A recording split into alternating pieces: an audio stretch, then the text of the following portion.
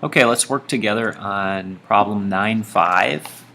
And again, I'm just going to demonstrate the use of the calculator and also the table from Appendix A, future value of $1.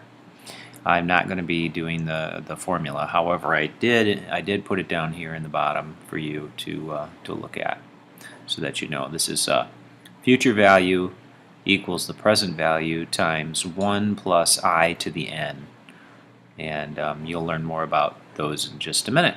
But, all right, problem 9.5 says if you invest $9,000 today, how much will you have? We're gonna be doing just letter A and B.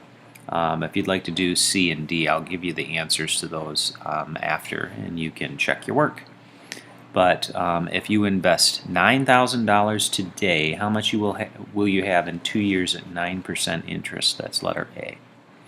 So for the calculator, okay, the first thing we're going to do is we're going to assign the numbers that we need to use in the calculator to the buttons. Again, these boxes here represent the buttons we're going to be using.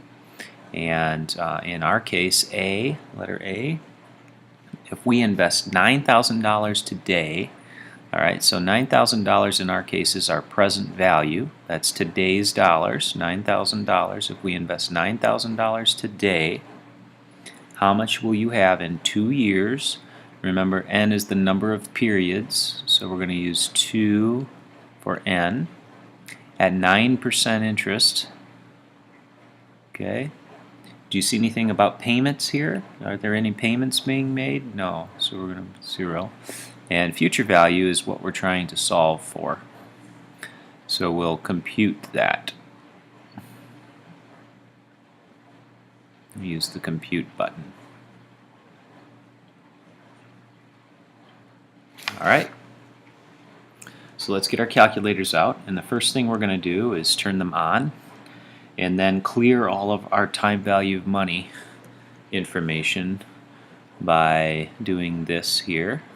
Okay, push the second button to ND, and then the future value button, which right up above the future value button, it says clear TVM. That clears all of the program numbers in our financial calculator buttons for time value of money.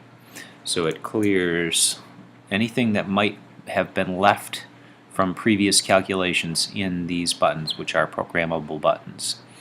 So now we can go ahead and program these buttons and then solve for future value. So the way I'm going to do that is press 2, which is the number of periods we have for this problem, and then the N button, and that programs that number 2 into N.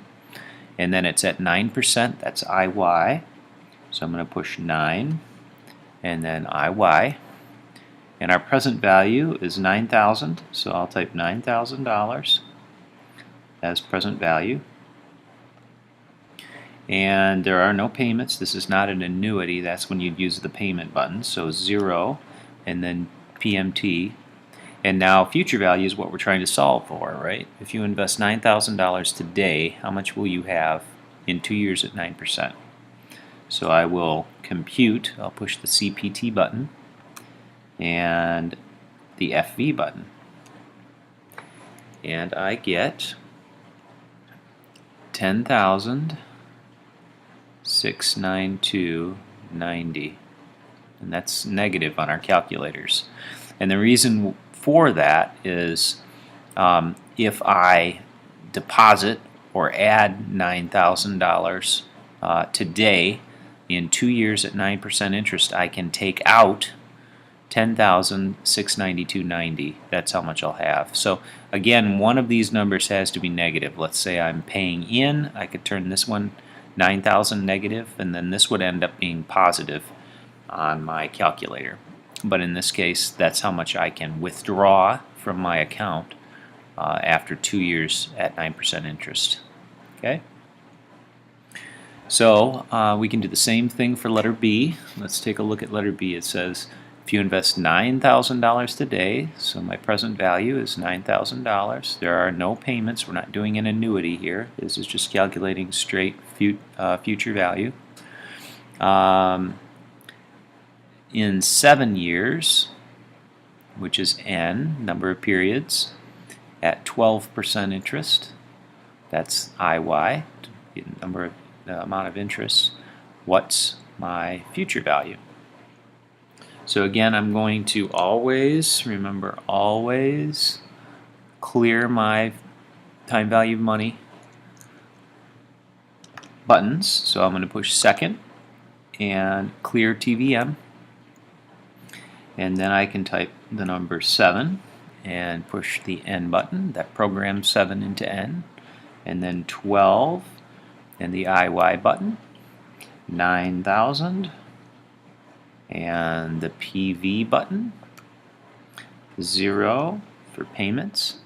And now I'm going to compute. I'll push the CPT button and the FV button, and I get negative 19,896.13.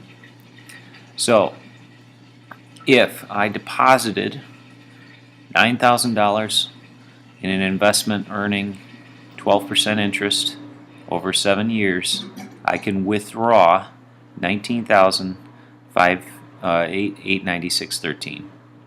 That's what that tells me. Now I can do the same thing here with the table values.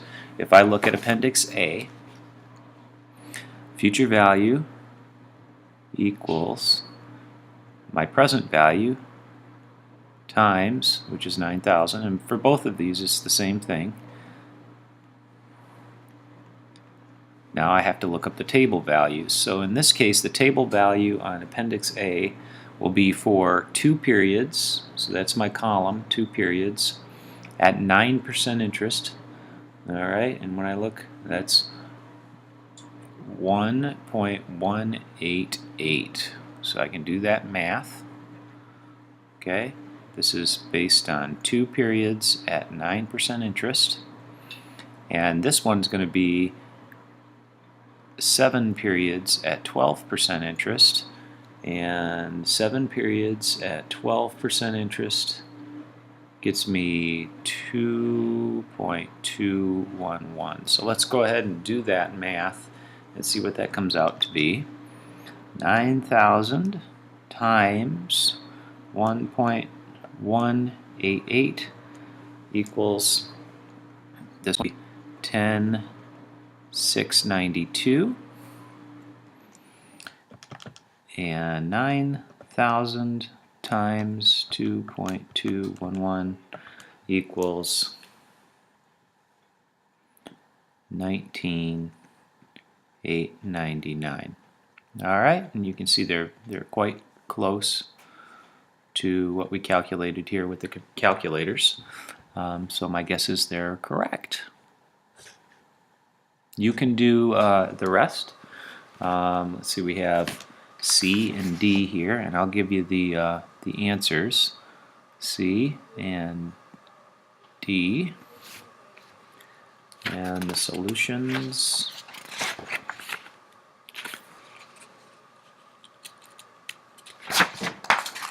C is negative 238, 157.24, and D is negative 265, 113.23.